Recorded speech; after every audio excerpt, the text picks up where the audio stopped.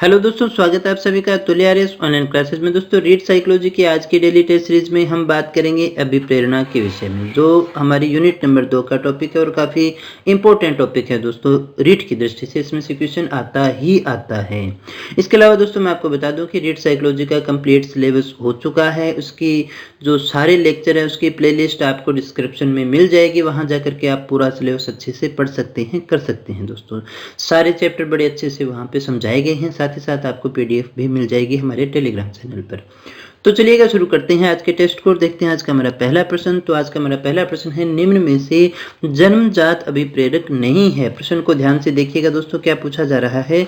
जन्मजात अभिप्रेरक कौन सा नहीं है, हमसे ये पूछा गया है। भूख है, प्यास है, निद्रा है या फिर आकांक्षा है। इनमें से कौन सा जन्मजात नहीं है, यानी जो जन्म से हमारे साथ में नहीं आता। तो दोस्तों सही आंसर हमारा वो है नंबर 4, आकांक्षा जो है वो जन्मजात अभिप्रेरक नहीं है, अर्जित है। दो प्रकार के अपने मानते हैं, एक तो हमारा हो गया जन्मजात, दूसरा अपने लेते हैं अर्जित। जन्मजात जो हमारे पास में जन्म से होते हैं, जो जीवन के साथ ही आते हैं, और अर्जित जो हम वातावरण में रह करके सीखते हैं।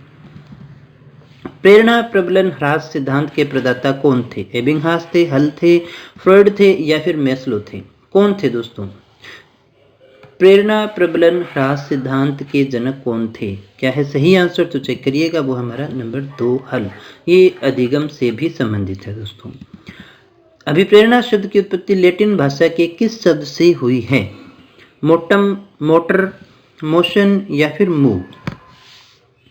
हमें बताना है अभिप्रेरणा जो शब्द है उसकी उत्पत्ति लैटिन भाषा के किस शब्द से हुई है। क्या है सही आंसर, तो दोस्तों चेक करिएगा, हमारा जो सही आंसर है वो है नंबर 1, मोटम शब्द से इसकी उत्पत्ति हुई है। अभिप्रेरणा शब्द की सही आंसर होगा हमारा मोटम, यानी नंबर 1।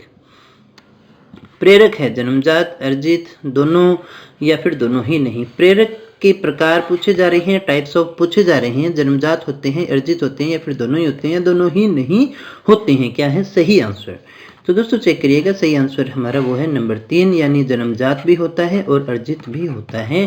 प्रेरक दो टाइप के अपने मानते हैं, कौन कौन से, अभी जिसकी अपने बात भी कर रहे थे पिछले प्रश्न में। एक जन्मजात होता है, दूसरा अर्जित होता है, जो वंशानुक्रम से हमारे पास में आता है। भूख, निद्रा, प्यास ये जन्म से होते हैं दोस्तों। अर्जित जो हम वातावरण में रह करके सीखते हैं। अधिगम का चालक है समायोजन, बुद्धि, अभिप्रेरणा या फिर व्यक्तित्व। अधिगम का चालक क्या है, ड्राइव क्या है दोस्तों। क्या है सही आंसर, चेक करिएगा दोस्तों, सही आंसर हमारा वो है नंबर 3, अभिप्रेरणा को अधिगम का चालक कहा जाता है। अभिप्रेरणा अधिगम का आधार है, ये कहने वाले कौन थे। अभिप्रेरणा अधिगम का आधार है, यह स्टेटमेंट किसके द्वारा दिया हुआ है। स्किनर के द्वारा, गेट्स के द्वारा, सोरेनसन के द्वारा या फिर थॉमसन के द्वारा। क्या है दोस्तों सही आंसर, तो चेक करिएगा, वो हमारा नंबर 3, सोरेनसन के द्वारा दिया गया है। प्राथमिक प्रेरक है, दंड है, पुरस्कार है, भूख है या फिर प्रशंसा है। प्राथमिक अभिप्रेरक कौन सा है, प्राथमिक प्रेरक निम्न में से कौन सा है। तो दोस्तों क्या है सही आंसर, चेक करिएगा, सही आंसर हमारा वो है नंबर 3, भूख। आप इसको जन्मजात भी कह सकते हैं, ये मूल प्रवृत्तियों से भी संबंधित होते हैं दोस्तों। तो दोस्तों यहाँ आप वैसे भी देखते, दंड, पुरस्कार, प्रशंसा, इनमें से अलग भी कौन सा था, यही था। प्यास है, क्या है चालक है, आवश्यक है, आवश्यकता, इसको आवश्यकता कर लीजिएगा दोस्तों। उद्दीपक है या फिर दबाव है। प्यास क्या है, किस श्रेणी में आता है दोस्तों। जो अभिप्रेरणा के तत्व हैं उनमें से कौन सी श्रेणी में आता है, तो प्यास है दोस्तों चालक। प्यास, भूख, प्यास ये क्या है, चालक है। ये प्यास ही है जो हमें पानी के पास में लेकर के जाती है। ये व्यक्ति है, इसको आवश्यकता है, शरीर में इसके पानी की कमी हो चुकी है, पानी की आवश्यकता है। तो प्यास जो लगती है, गले में जो सूखापन महसूस होता है, संकुचन महसूस होता है, तो वो सारा प्यास के नाम से जाना जाता है, जो उसको पानी तक लेकर के जाता है। अब उपलब्धि अभिप्रेरणा का सिद्धांत दिया था किसने, मैकडूगल ने, डेविड सी मैक्लेलैंड ने या फिर डेविड सी माइके ने या फिर विलियम जेम्स ने। किसने दिया था उपलब्धि अभिप्रेरणा का जो सिद्धांत है वो किसके द्वारा दिया गया है, आपको बताना है सही आंसर। तो दोस्तों सही आंसर हमारा वो है नंबर 2, डेविड सी मैक्लेलैंड। अगले प्रश्न को देखिएगा, अभिप्रेरणा की व्याख्या जन्मजात मूल प्रवृत्तियों के आधार पर की जा सकती है। किसने कहा है? मैकडूगल ने, कोटलेविन ने, फ्रॉयड ने या फिर स्किनर ने? अभिप्रेरणा की व्याख्या जन्मजात मूल प्रवृत्तियों के आधार पर की जा सकती है, यानी मूल प्रवृत्तियों से संबंध जोड़ के चलते हैं। ऐसा किसने कहा है? ये स्टेटमेंट किसका है दोस्तों? सही आंसर चेक करिएगा। सही आंसर हमारा वो है नंबर 1 मैकडूगल। काफी इंपॉर्टेंट क्वेश्चन है, काफी बार पूछा भी गया है। निम्न में से कौन सा जन्मजात प्रेरक नहीं है? अब आपको पहचाना इनमें से कौन सा जन्मजात नहीं है दोस्तों। अर्जित कह सकते हैं अपने इसको। कौन सा नहीं है? भूख है, प्यास है, आदत है, नींद है? तो दोस्तों सही आंसर हमारा वो है नंबर 3 आदत। बाह्य अभिप्रेरणा में समावेशित किया जाएगा। इनमें से बाह्य अभिप्रेरणा में हम किसको शामिल करेंगे? प्रशंसा व दोषारोपण को, प्रतिद्वंदिता को, पुरस्कार व दंड को, परिणाम को। इनमें से आपको चूज करना है, चयन करना है। केवल 1 व 3 है, 1 2 3 है, केवल 2 है या फिर ये सारे हैं? क्या है दोस्तों सही आंसर? तो चेक करिएगा, सही आंसर है मेरा सभी। ये सारे ही बाह्य अभिप्रेरणा है, जन्म से हमारे पास में इनमें से कुछ भी नहीं होता है। पुरस्कार व दंड है, सकारात्मक प्रेरक है, स्वाभाविक है, कृत्रिम है या फिर प्राकृतिक है? पुरस्कार और दंड जो हैं वो कौन से होते हैं दोस्तों? क्या है सही आंसर? तो चेक करिएगा, वो है नंबर 3 कृत्रिम है, जो बाहर से हमें मिलता है। जो बाह्य अभिप्रेरक होते हैं वो कृत्रिम होते हैं दोस्तों। जो आंतरिक है वो देखिए सकारात्मक होते हैं। इनको नेगेटिव भी अपने कहेंगे। निम्न में से कौन से प्रेरकों का वर्गीकरण गेरेट के द्वारा किया गया है? इनमें से गेरेट का वर्गीकरण कौन सा है दोस्तों? जन्मजात, स्वाभाविक और सामाजिक, कृत्रिम, दैहिक, सामाजिक, मनोवैज्ञानिक, सामाजिक, स्वाभाविक, दैहिक, मनोवैज्ञानिक और सामाजिक। कौन सा है गेरेट के द्वारा किया गया?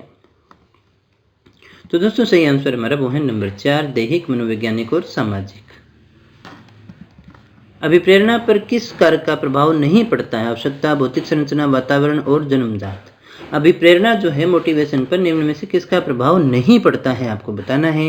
क्या है सही आंसर? तो चेक करिएगा दोस्तों, सही आंसर हमारा वो है नंबर 2 भौतिक संरचना का प्रभाव नहीं पड़ता है। अधिगम तक पहुंचने का राजमार्ग कहा जाता है? उद्दीपन को, प्रवाहिता को, संवेदना को या फिर अभिप्रेरणा को? अधिगम तक पहुंचने का जो राजमार्ग है वो किसे कहा जाता है दोस्तों? तो दोस्तों सही आंसर क्या है चेक करिएगा, वो हमारा नंबर 4 अभिप्रेरणा को कहते हैं। स्नेह प्राप्त करने की इच्छा अभिप्रेरणा के संदर्भ में क्या है? स्वाभाविक अभिप्रेरक है, कृत्रिम है, नकारात्मक है या फिर अर्जित है? देखिए हर व्यक्ति में होती है स्नेह प्राप्त करने की इच्छा। ये कौन से मिलेंगे आप? उपलब्धि की, स्नेह की, ये सारी होती ही हैं। तो दोस्तों सही आंसर हमारा वो है नंबर 1, ये स्वाभाविक या जन्मजात के रूप में हम इसको देखते हैं।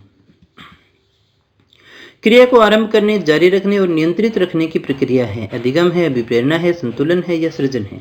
क्रिया को आरंभ करना, जारी रखना और उसको नियंत्रित करना, ये जो प्रक्रिया है वो कौन सी श्रेणी में आती है? क्या है सही आंसर? तो चेक करिएगा दोस्तों, सही आंसर हमारा वो है नंबर 2, उसे हम कहते हैं अभिप्रेरणा। बात करें अगले प्रश्न की, निम्न में से अधिगम को अभिप्रेरित करने का कौन सा तरीका कम से कम काम में लाना चाहिए? देखिए अधिगम को विपरीत करने के लिए कई अभिप्रेरक काम में ला सकते हैं। इनमें से कौन से को सबसे कम काम में लाना चाहिए आपको ये बताना है। क्या वो पुरस्कार है, मिलजुल कर कार्य करने की प्रवृत्ति है, प्रवृत्ति को रोचक बनाना है या बच्चों को अनुभव से जोड़ना है? क्या है सही आंसर? तो चेक करिएगा दोस्तों, सही आंसर हमारा वो है नंबर 1 पुरस्कार है। पुरस्कार को कम से कम, वरना बच्चे को आदत पड़ जाती है, फिर वो पुरस्कार के लिए ही काम करता है। बहुत ज़्यादा उसको पुरस्कार नहीं देना चाहिए। निम्न में से उपलब्धि और अभिप्रेरणा पर किन लोगों ने काम किया? फ्रॉयड व जुंग ने, मैक्लीलैंड और एटकिंसन ने, मेस्लो और मैकडूगल ने, मिलन और डोलर्ड ने। आपको बताना है उपलब्धि अभिप्रेरणा पर किन लोगों ने काम किया। क्या है हमारा सही आंसर? तो चेक करिएगा दोस्तों, सही आंसर हमारा वो है नंबर 2 मैक्लीलैंड और एटकिंसन। 21वां प्रश्न देखिएगा, निम्न में से कौन सा तत्व अभिप्रेरणा के स्रोत से संबंधित नहीं है? आपको बताना है इनमें से कौन सा वो तत्व जो अभिप्रेरणा का स्रोत नहीं है, स्रोत से संबंधित नहीं है। मूल प्रवृत्ति, प्रेरणा, अंतर्नोद या फिर आवश्यकता, कौन सा है जो अभिप्रेरणा के स्रोत से संबंधित नहीं है? क्या है हमारा सही आंसर? तो चेक करिएगा, वो है नंबर 1, मूल प्रवृत्ति को अपने नहीं लेते अभिप्रेरणा के स्रोत। प्रेरणा है या फिर प्रेरक है, अंतर्नोद है और आवश्यकता है, इनको अपने मानते हैं। अगर इनमें से किसी को निकालना चाहें तो फिर यही हमारा आंसर निकलेगा। उपलब्धि आवश्यकता किस प्रकार का अभिप्रेरक है? जैविकीय है, प्राथमिक है, सामाजिक है या फिर असामाजिक है? दोस्तों क्या है हमारा सही आंसर? उपलब्धि आवश्यकता किस प्रकार का अभिप्रेरक है? तो चेक करिएगा, सही आंसर हमारा वो है नंबर 3, एक सामाजिक प्रकार का अभिप्रेरक है। निम्न में से किसके अभाव में प्रेरणा की प्रक्रिया आरंभ ही नहीं हो सकती? आपको बताना है किसके बिना प्रेरणा शुरू ही नहीं होगी दोस्तों। बुद्धि है, आवश्यकता है, दंड है या फिर प्रोत्साहन है? क्या है सही आंसर? तो दोस्तों सही आंसर हमारा वो है नंबर 2, आवश्यकता। आवश्यकता के बिना प्रेरणा प्रारंभ ही नहीं होती। आवश्यकता के बाद में चालक आता है, चालक के बाद में प्रेरक आता है और ये सारे जो हैं वो प्रेरक के समूह में या फिर अभिप्रेरक के समूह में लेकर के चलते हैं अपने। अगला प्रश्न देखिएगा, आंतरिक अभिप्रेरणा का उदाहरण है, इनमें से कौन सा है जो आंतरिक अभिप्रेरणा है? वेतन है, दंड है, कार्य में रुचि है या फिर पदोन्नति है? क्या है सही आंसर? तो चेक करिएगा, वो है नंबर 3, कार्य में रुचि। व्यक्ति को खुद कोई कार्य में रुचि है, उसको बाहर से किसी प्रकार से प्रेरित नहीं किया जा रहा है। वेतन है, दंड है, ये सारे बाह्य अभिप्रेरक में आते हैं। अभिप्रेरणा का मांग सिद्धांत किसने प्रस्तुत किया था? मेस्लो ने, एडलर ने, टिचनर ने या फिर वॉटसन ने? ध्यान दीजिएगा, अभिप्रेरणा का मांग सिद्धांत जो है वो किसके द्वारा दिया गया है? क्या है सही आंसर? तो चेक करिएगा, वो है हमारा नंबर 1, मेस्लो के द्वारा दिया गया है। अभिप्रेरणा से तात्पर्य छात्र की आंतरिक शक्ति को जागृत करना है, ये कथन किसका है?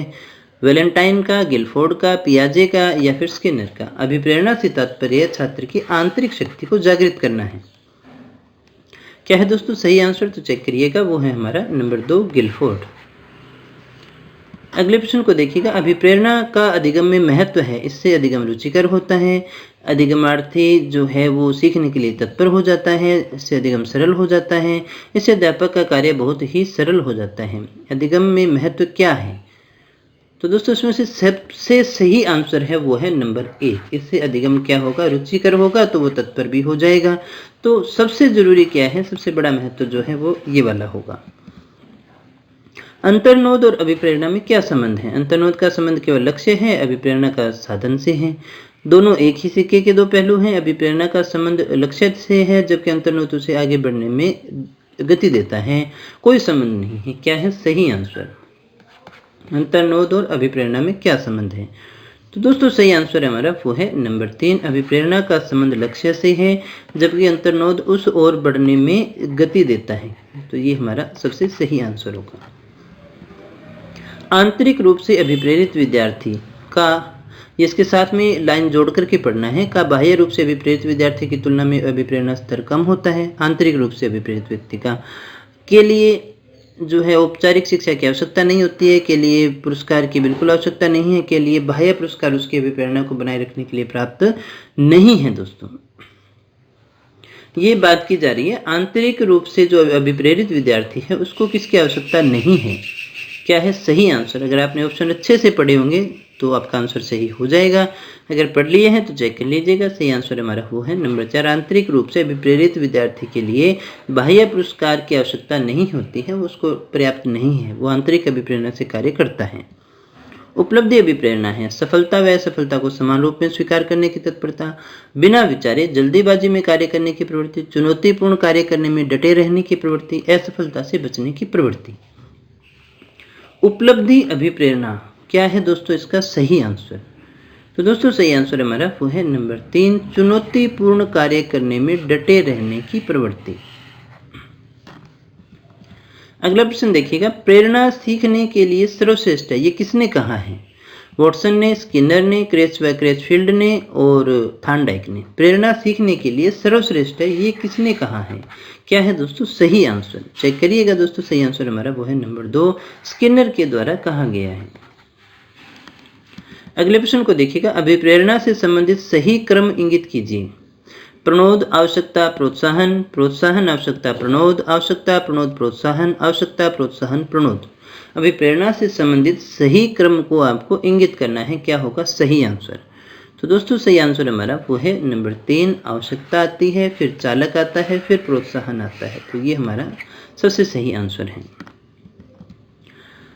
प्रेरकों का वर्गीकरण अनेक विद्वानों ने किया। मेस्लो द्वारा किया गया वर्गीकरण सही ढंग से निम्न में से किस विकल्प में है? यानी मेस्लो ने जो अभिप्रेरणा का वर्गीकरण किया वो कौन से में? जन्मजात, स्वाभाविक, जन्मजात अर्जित, जैविक व जन्मजात, सामाजिक और कृत्रिम।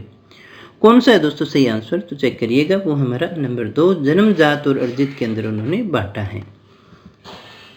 अभिप्रेरणा के संदर्भ में भूख है। भूख क्या है? आवश्यकता है, अंतर्नोद है, प्रेरक है या फिर उद्देश्य है? अभिप्रेरणा के संबंध में भूख क्या है, किस श्रेणी में लेंगे दोस्तों?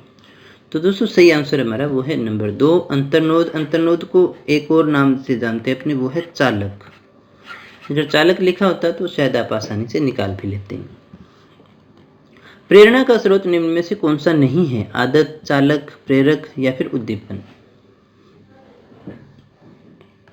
अभी प्रेरणा का स्रोत इनमें से कौन सा नहीं है? क्या है सही आंसर? तो दोस्तों हमारा सही आंसर है वो है आदत। प्रेरणा का स्रोत आदत नहीं है, चालक, प्रेरक ये 3 होते हैं। प्रेरक प्राणी में विद्यमान शारीरिक और मानसिक दशाएं हैं जो उसे निश्चित विधियों के अनुसार कार्य करने के लिए उत्तेजित करती हैं। प्रेरक को इस प्रकार से परिभाषित किया है, किसने किया है? शेफर ने, गेट्स एवं अन्य ने, ब्लेयर एवं अन्य ने या फिर मर्सियल ने। प्रेरक के विषय में ये प्रेरक की परिभाषा है दोस्तों। क्या है सही आंसर? तो चेक करिएगा, वो हमारा नंबर 2, गेट्स एवं अन्य के द्वारा कहा गया है। पुरस्कार और दंड का अनुचित प्रयोग अधिगम को बनाता है। प्रभावपूर्ण, अधिक उपयोगी, प्रभावहीन या फिर कुछ कह नहीं सकते हैं। पुरस्कार और दंड जो है उसका अनुचित प्रयोग अधिगम को क्या बनाता है? क्या है सही आंसर? तो दोस्तों चेक करिएगा, सही आंसर हमारा वो है नंबर 3, प्रभावहीन बनाता है। यानी पुरस्कार और दंड का बहुत ज्यादा प्रयोग जो है वो इसे प्रभावहीन बना देता है। मूल प्रवृत्तियां संपूर्ण मानव व्यवहार के चालक हैं, यह कथन किसका है? मेलवी का, मैकडूगल का, स्किनर का या फिर सुरेश भटनागर का। मूल प्रवृत्तियां संपूर्ण व्यवहार के चालक हैं, किसका है दोस्तों? तो दोस्तों सही आंसर हमारा वो है नंबर 2, मूल प्रवृत्तियों का संबंध वैसे भी मैकडूगल के साथ में ही है दोस्तों।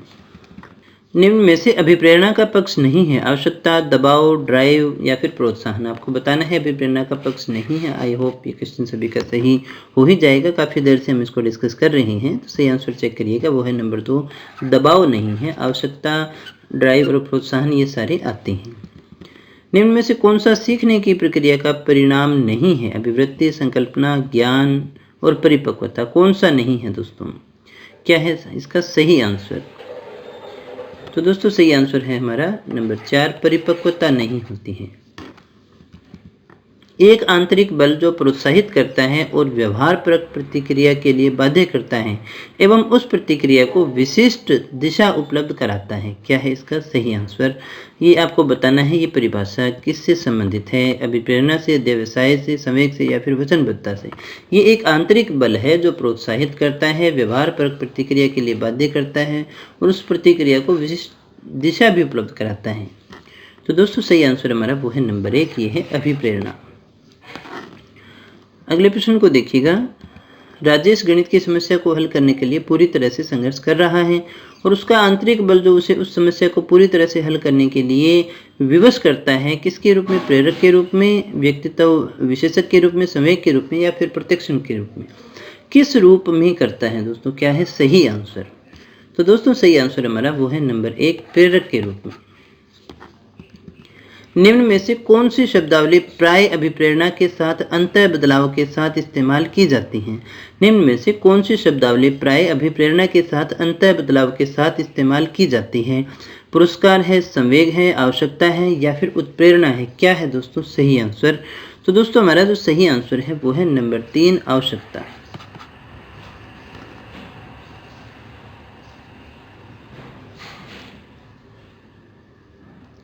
अगला प्रश्न है हमारा, प्राथमिक आवश्यकताओं को किस नाम से जाना जाता है? दैहिक, मनोदैहिक, सामाजिक या फिर मनोसामाजिक।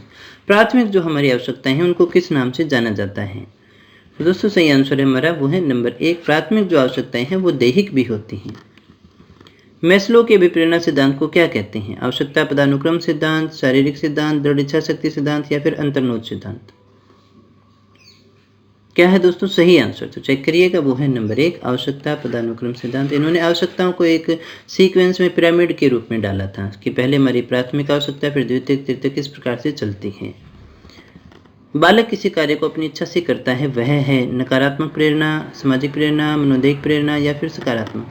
जब बालक किसी क्रिया को कार्य को अपनी इच्छा से कर रहा है तो वो कौन सी प्रेरणा है? सही आंसर हमारा वो है नंबर 4, वो है सकारात्मक प्रेरणा। अगले प्रश्न को देखिएगा, जो प्रेरक वातावरण के संपर्क में जाने से विकसित होता है, जन्मजात, प्राकृतिक, अर्जित या फिर उपयुक्त प्रेरक। जो प्रेरक वातावरण के संपर्क में जाने से विकसित होता है, किसका सही आंसर क्या होगा? तो दोस्तों सही आंसर हमारा वो है नंबर 3 अर्जित प्रेरक। प्रेरणा के स्रोत हैं, इनमें से कौन से स्रोत हैं? चालक है, प्रोत्साहन है, उद्दीपक है या फिर सभी है। प्रेरणा के स्रोत हैं, इनमें से कौन सा है सही आंसर? प्रेरणा का स्रोत कौन सा है दोस्तों? तो दोस्तों चेक करिएगा, सही आंसर हमारा वो है नंबर 4, ये सभी हैं प्रेरणा के स्रोत।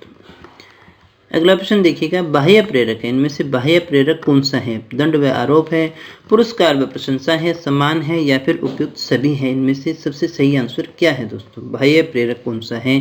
तो दोस्तों सही आंसर हमारा वो है नंबर 4, ये सारे के सारे बाह्य प्रेरक हैं।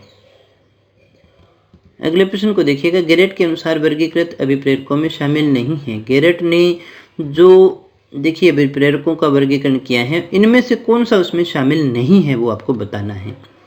तो दोस्तों सही आंसर क्या है? जैविक, दैहिक या फिर मनोवैज्ञानिक, सामाजिक या फिर कृत्रिम, कौन सा प्रकार गेरेट ने नहीं दिया है? तो दोस्तों चेक करिएगा, सही आंसर हमारा वो है नंबर 4, कृत्रिम जो है उसके द्वारा नहीं दिया गया है।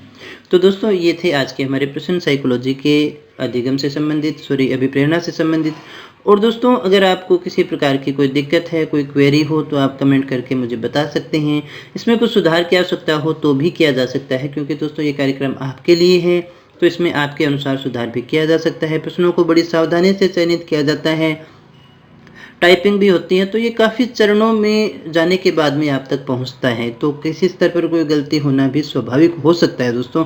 हालांकि बहुत ज़्यादा ध्यान रखा जाता है। फिर भी आपको किसी प्रश्न में कोई डाउट हो तो आप निश्चित रूप से कमेंट करके मुझे बता सकते हैं, आपकी समस्या को सॉल्व किया जाएगा दोस्तों। तो दोस्तों अगर आपको हमारा ये प्रयास अच्छा लगा हो तो वीडियो को लाइक कर देना, दोस्तों के साथ में शेयर कर देना, और अभी तक चैनल को सब्सक्राइब नहीं किया है तो कर लीजिएगा दोस्तों, क्योंकि इस तरह के क्वालिटी एजुकेशन वीडियो केवल आपको यहीं पर मिलने वाले हैं। तो दोस्तों मिलते हैं कल फिर कुछ और नए प्रश्नों के साथ, कुछ और नई जानकारी के साथ।